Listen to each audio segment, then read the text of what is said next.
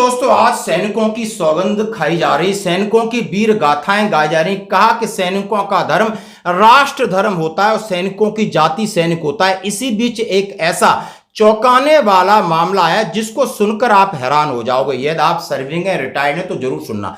हाँ जी दोस्तों, एक ऐसा सेना का अधिकारी उसने कहा है कि मैं मंदिर परेड में नहीं जाऊंगा, मुझे मंदिर में कोई भरोसा नहीं है, मैं भगवान को नहीं मानता क्योंकि मैं ईसाई हूं, मैं अपने भगवान को मानता हूं। यानी ऐसा एक पहला शख्स, चाहे आप जवान हो, जेसीओ अधिकारी, आज तक आपको सुनने में नहीं मिला होगा। हमारे अंदर हमारी सभ्यता, हमारी संस्कृति होती है सर्वधर्म समभाव की। हम सभी धर्मों का समान भाव से आदर करते हैं और हम गुरुद्वारे साहब में भी जाते हैं, चर्च में भी जाते हैं और हम मस्जिदों में जाते हैं, मत्था टेकते हैं। और सब धर्म में, क्योंकि सब हमारा जो धर्म है, हमारा धर्म है राष्ट्र धर्म और हमने राष्ट्र के लिए काम करना है। तो दोस्तों, हमारी पहचान, हमारी वर्दी, हमारा खाना पीना एक है और हम धर्म, बाकी जो रिलीजियस हैं जिनको मानने वाली भी तब वो हम हृदय के अंदर मानते, सब में देखते हैं। सब धर्मों का लगभग भगवान एक है और मतलब भी एक है। अच्छा है तो अच्छा है, बुरा है तो बुरा है। लेकिन सेना इस चीज को बहुत पहले समझ चुकी, इसलिए सेना नेताओं की तरह या औरों लोगों की तरह धर्म की राजनीति या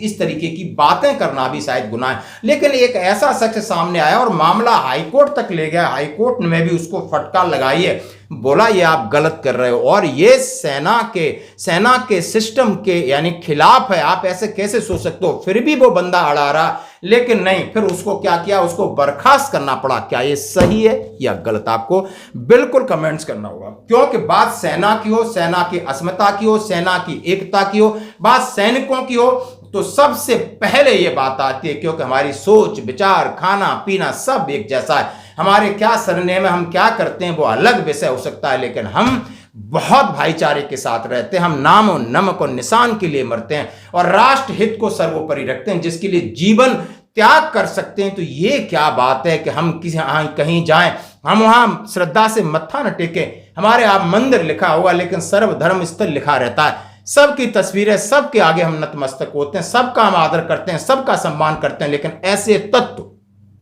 ऐसी मेंटालिटी के लोग सेना में रहने का तो कोई अधिकार ही नहीं है। जैसा कि मैं आपके सामने रख रहा हूं कि नई दिल्ली हाई कोर्ट ने भारतीय सेना के कमांडिंग अफसर, अब वो सीओ बन गया, यानी सीओ बन गया, सीओ की बर्खास्तगी, आप समझ सकते हो, कमांडिंग अफसर। लेकिन मामला था शायद तब वो कमांडिंग अफसर नहीं था। मामले में उसने रेजिमेंट की सप्ताह के धार्मिक परेड में भाग लेने से इनकार कर दिया क्योंकि वो ईसाई धर्म से संबंधित है। यानी जैसा कि सप्ताह में एक मंदिर परेड होती है और उसने बोला हम नहीं जाएंगे। न्यायमूर्ति नवीन चावला, न्यायमूर्ति शैलेंद्र कौर की पीठ ने कहा कि बर्खास्तगी का आदेश से स्पष्ट होता है कि अधिकारी धार्मिक परेड में शामिल नहीं होने से अपने फैसले पर अडिग था। और वो वहां भी यानी कोर्ट में भी कह रहा है कि मैं सही हूं, सेना पूरा गलत है, सेना में का सिस्टम गलत है, तो फिर सेना में गया क्यों। और साथ ही व्यक्तिगत धार्मिक मान्यताओं का हवाला देते हुए परिसर के बाहर खड़ा था। आपसे व्यक्तिगत धार्मिक मान्यताएं, तो बोला मैं मंदिर के बाहर खड़ा रहूंगा, मंदिर के अंदर नहीं जाऊंगा। आप देख सकते हो, जिसकी पुष्टि उसके कमांडिंग अधिकारी ने भी की थी। यानी जब ऐसा मामला हुआ था तो उसके सीओ ने इस तरीके की पुष्टि की। अदालत ने कहा कि बर्खास्तगी अधिकारी के आचरण, सैन्य अनुशासन और वह यूनिट के सामंजस्य पर उसके प्रभाव के आधार पर की गई है, न कि केवल उसकी एसीआर की रेटिंग के पर। पीठ ने कहा कि उन लोगों के समर्पण को सलाम स्वीकार करता है जो विपरीत हालातों में दिन रात देश की सीमाओं की रक्षा करते हैं। अदालत ने कहा है कि देश के सशस्त्र बलों का चरित्र राष्ट्र को स्वयं से पहले रखता है, साथ ही निश्चित तौर पर राष्ट्र को धर्म से पहले रखता है। क्या बात कही है, यानी जैसा आपने कहा है कि सैनिक ही है जो अपने से पहले यानी अपनी ड्यूटी को समझता है, अपने धर्म से पहले राष्ट्र धर्म को ऊपर रखता है। तो ऐसे अफसर ने जो गलत काम किया है कि मंदिर परेड की अवहेलना करके, इसलिए कि मैं इस पर विश्वास नहीं रखता, ये मेरा पर्सनल मैटर है, इस पर उन्होंने कहा है नहीं। अदालत ने कहा है हमारे सशस्त्र बलों में सभी धर्मों, जातियों, पंथों, क्षेत्रों, आस्थाओं के कर्मी शामिल हैं। उनका एकमात्र उद्देश्य देश को बाहरी आक्रमणों से बचाना है, इसलिए वे अपने धर्म, जाति या क्षेत्र से विभाजित होने के बजाय अपनी वर्दी से एकजुट होते हैं। अदालत ने कहा है कि कमांडेंट अधिकारियों पर यह सुनिश्चित करने की जिम्मेदारी है कि उनके अधीन सैनिकों को अपने संबंधित धार्मिक प्रथाओं का पालन करने के लिए सुविधाएं प्रदान की जाएं। यह कहते हुए पीठ ने सैमुअल कमलेसन की याचिका खारिज कर दी। हाँ जी दोस्तों, कितनी खूबसूरती है। आप भी सेना में रहे होंगे, हमारे यहाँ कुछ भी हो, ईद हो तो मुस्लिम भाइयों को ले जाके मिठाई बांटते, हम भी ऐसे में रहे हैं। या कोई और धर्म की जिसमें 4-6 लोग हैं उनको हम छुट्टी देते हैं, आप जाइए चर्च में जाइए, आप गुरुद्वारा साहब में जाइए, हम भी जाएंगे, सब मिलिए। कितना प्यारा लगता है, कितना प्यारा ट्रेडिशन है। शायद ये पूरा देश इसको समझ जाए तो ये देश दुनिया का सबसे पहला अच्छा देश बन जाएगा, आर्थिक स्थिति सुधर जाएगी, मजबूत हो जाएगा। और इस देश में सबसे बड़ी समस्या है कि ये जो इस तरीके की गंदगी फैला रखी है, नेताओं ने तो फैला रखी है, अब ऐसे अधिकारी भी आ गए। और जैसा कि आप एक और दूसरी खबर मैं आपको सामने बहुत बड़ी खबर रखना चाहता हूं, जिससे आपको हैरानी तो होगी, लगेगा कि नहीं, आपका क्या ख्याल है। वैसे ये खबर कई अखबारों ने छापी है, बहुत बड़ी मीडिया में, कि दिल्ली उच्च न्यायालय ने भारतीय सेना के ईसाई अधिकारी की बर्खास्तगी को बरकरार रखा, जिसने साप्ताहिक धार्मिक परेड में पूरी तरह से भाग लेने से इनकार कर दिया। वो पहले शायद मेजर हो सकता है। और मामला कहां का, जरा हम थोड़ा सा देखते हैं। कमलेशन को मार्च 2017 में भारतीय सेना में लेफ्टिनेंट, ये नाम है कमलेशन, 2017 में भारतीय सेना में लेफ्टिनेंट के पद पर नियुक्त किया गया। वह 3 कैवलरी रेजिमेंट में शामिल किया गया। इस रेजिमेंट में सिख, जाट और राजपूत कर्मियों के 3 स्क्वाड्रन शामिल हैं। उन्हें स्क्वाड्रन बी का ट्रुप लीडर बनाया गया। इस रेजिमेंट में सिख कर्मी शामिल हैं। उनका कहना है कि उनकी रेजिमेंट में धार्मिक जरूरतों और परेडों के लिए सिर्फ एक मंदिर और गुरुद्वारा है, न कि कोई और सर्वधर्म स्थल है जो सभी धर्मों के लोगों को सेवा कर सके। उन्होंने कहा कि परिसर में कोई चर्च नहीं है।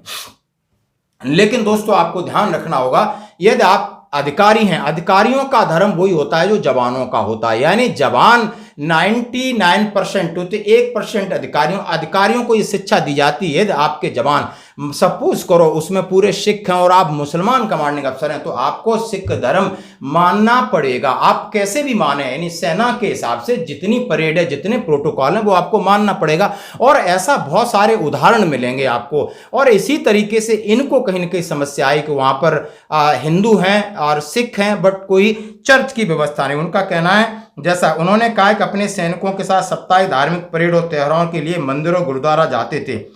उन्होंने आगे तर्क दिया, उन्होंने पूजा या हवन या आरती आदि के दौरान मंदिर के सबसे भीतरी हिस्से या गृह प्रवेश करने से छूट मांगी थी। उन्होंने कहा नहीं, मैं ये सब हवन नहीं करूंगा और अंदर नहीं जाऊंगा।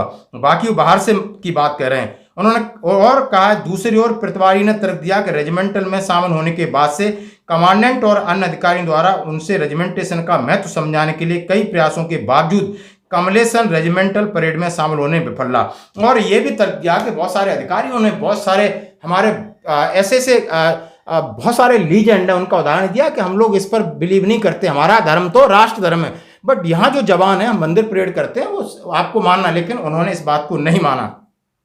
बहुत सारी कोशिशों के बाद जज साहब ने कहा कि नहीं, इनकी बर्खास्तगी का मामला सही है।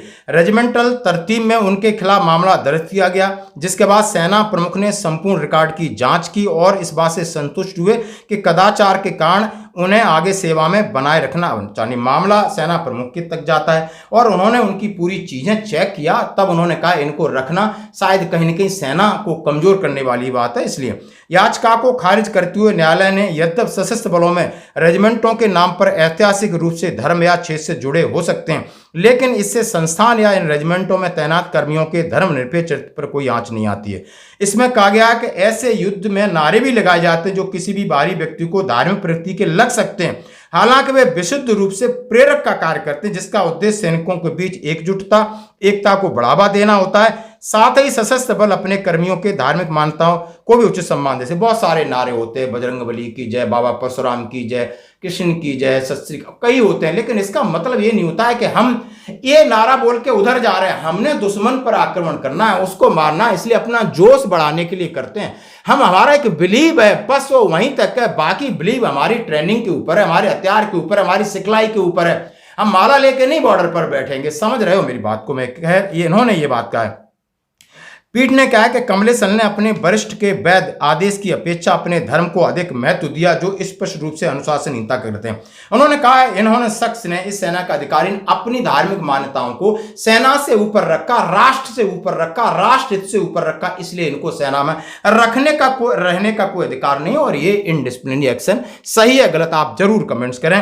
न्यायालय ने कहा कि सैनिकों में जो प्रेरणा पैदा की जानी है उसके लिए सामान्य नागरिकों और मानकों से परे कार्य करने की आवश्यकता हो सकती है। इसलिए सशस्त्र बलों की आवश्यकताओं का आकलन करते समय सामान्य व्यक्ति का मानक वास्तव में लागू नहीं हो सकता। उन्होंने कहा, हम नॉर्मल सिटीजन की तरह हमारा नहीं काम चल सकता कि नेताओं की तरह हो गया, आम आदमी की तरह। हम खास आदमी हैं और हमारा काम करने का जो तरीका है उसके अंदर जो हमारा प्रोटोकॉल्स हैं, शिष्टाचार है या आपकी यूनिट तरतीब है, उसको आपको फॉलो करना होगा। कितनी अच्छी अच्छी बातें इसमें लिखी हैं दोस्तों, आप समझ सकते हो। जबकि खंडपीठ ने धार्मिक स्वतंत्रता को महत्व पहुंचाना, उनके कमांडिंग अफसर के रूप में कमलेसन की स्थिति के लिए उसे यूनिट सामंजस्य और अपने सैनिकों के मनोबल को प्राथमिकता देनी होगी।